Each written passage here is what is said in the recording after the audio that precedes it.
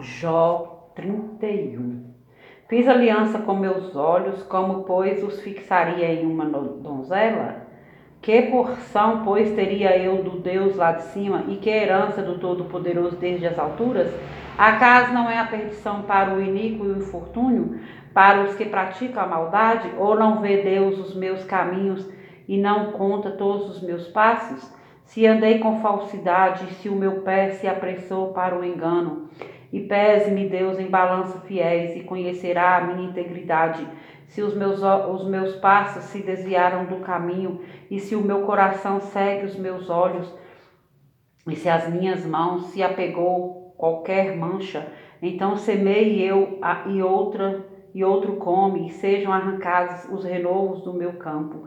Se o meu coração se deixou seduzir por causa de mulher, se andei à espreita à porta do meu próximo, então moa minha mulher para outro, e outros se encurvem sobre ela, pois seria isso um crime hediondo, delito à punição de juízes, pois seria fogo que consome até a destruição, e desarraigaria toda a minha renda. Se desprezei o direito do meu servo ou da minha serva, quando eles contendiam comigo, então que faria eu? Quando Deus se levantasse, inquirindo ele a causa, que lhe responderia eu? Aquele que me formou no ventre materno não o fez também a eles? Ou não é o mesmo que nos formou na madre? Se retive o que os pobres desejavam, ou fiz desfalecer os olhos da viúva, ou se sozinho comi o meu bocado, e o órfão dele não participou, porque desde a minha mocidade cresceu comigo como se eu lhe fora o pai, e desde o ventre da minha mãe fui o guia da viúva.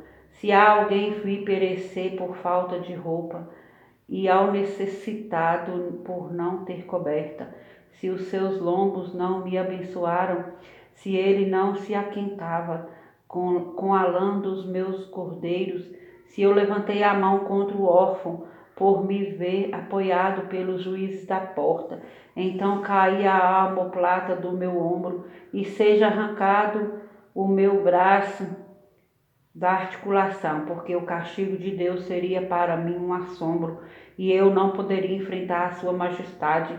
Se no ouro pus a minha esperança, ou disse ao ouro fino, em ti confio. Se me alegrei por serem grandes os meus bens, e por ter a minha mão alcançado muito. Se olhei para o sol quando resplandecia, ou para a lua que caminhava esplendente, e o meu coração se deixou enganar em oculto, e beijos lhes te atirei com a mão. Também isso seria delito, a punição de juízes, pois assim negaria eu ao Deus lá de cima, se me alegrei da desgraça do que me tem ódio, e se exultei quando o mal o atingiu. Também não deixei pecar a minha boca, pedindo com imprecações a sua morte. Se a gente da minha tenda não disse, quem haverá aí que não se saciou de carne provida por ele? O estrangeiro não pernoitava na rua? As minhas portas abria a ao viandante, se como Adão encobri as minhas transgressões, ocultando o meu delito, o meu seio, porque eu temia a grande multidão, e o desprezo das famílias me apavorava, de sorte que me calei e não saí da porta. Tomara eu tivesse quem me ouvisse, eis aqui a minha defesa assinada, que o Todo-Poderoso me responda, que o meu adversário escreva a sua acusação, por certo que a levaria sobre o meu ombro, atá-la ia sobre mim como coroa, mostrar-lhe ia o número dos meus passos, como o príncipe me chegaria a ele. Se a minha terra clamar contra mim, e os seus sulcos juntamente chorarem, se comi os seus frutos sem tê-la pago devidamente e causei a morte aos seus donos por trigo que me produzia cardos e por cevada joio. Fim das palavras de Jó. Jó 32. Cessaram aqueles 3 homens de responder a Jó no tocante ao se ter ele por justo aos seus próprios olhos. Então se acendeu a ira de Eliú, filho de Baraquel, o Buzita, da família de Rão. Acendeu-se a sua ira contra Jó, porque este pretendia ser mais justo do que Deus. Também a sua ira se acendeu contra os 3 amigos, porque mesmo não achando eles o que responder, condenavam a Jó. Eliú, porém, esperava para falar a Jó, pois eram de mais idade do que ele. Vendo Eliú que já não havia resposta na boca daqueles 3 homens, a sua ira se acendeu. Disse Eliú, filho de Baraquel, o Buzita: Eu sou de menos idade, e vós sois idosos.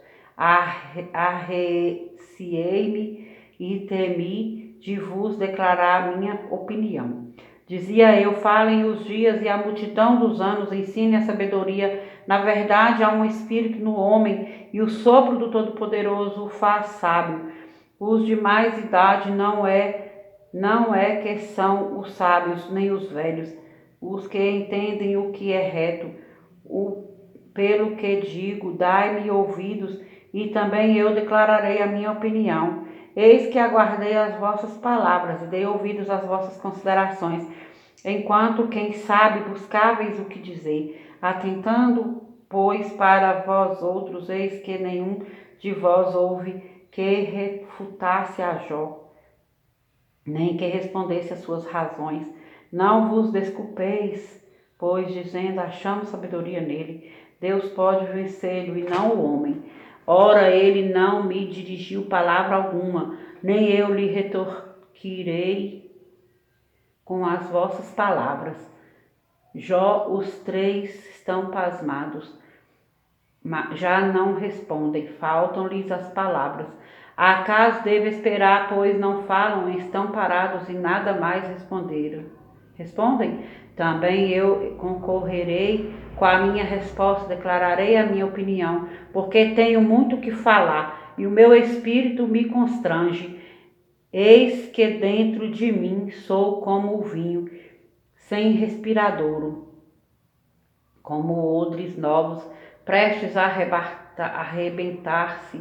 Permiti, pois, que eu fale para desafogar-me. Abrirei os lábios e responderei. Não farei acepção de pessoas, nem usarei de lisonjas como o homem, porque não sei lisonjear.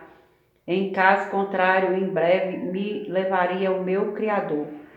Jó 33. Ouve, pois, Jó, as minhas razões, e dá ouvidos a todas as minhas palavras. Passa agora a falar, e minha boca fala a língua. As minhas razões provam a sinceridade do meu coração, e os meus lábios proferem o puro saber. O Espírito de Deus me fez, e o sopro do Todo-Poderoso me dá vida. Se pode contestar-me,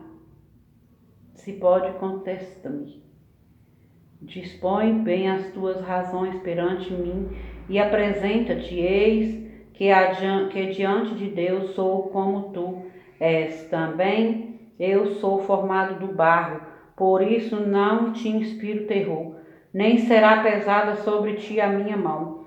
Na verdade falastes perante mim, e eu ouvi o som das tuas palavras. Estou limpo sem transgressão, puro sou e não tenho iniquidade. Eis que Deus procura pretextos contra mim e me considera como seu inimigo. Põe no tronco os meus pés e observa todas as minhas veredas. Nisto não tens razão, eu te respondo, porque Deus é maior do que o homem. Porque contendes com ele, afirmando que não te dê contas de de nenhum dos seus atos? Pelo contrário, Deus fala de modo sim, de dois modos, mas o homem não atenta para isso.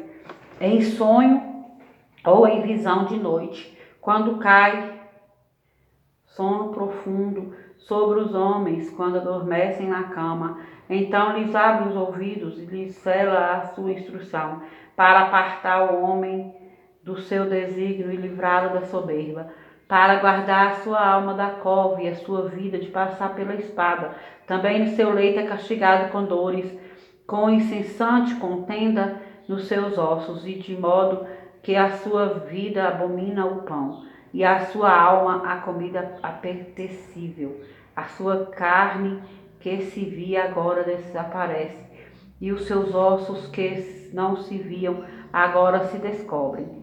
A sua alma se vai chegando à cova, e a sua vida aos portadores da morte.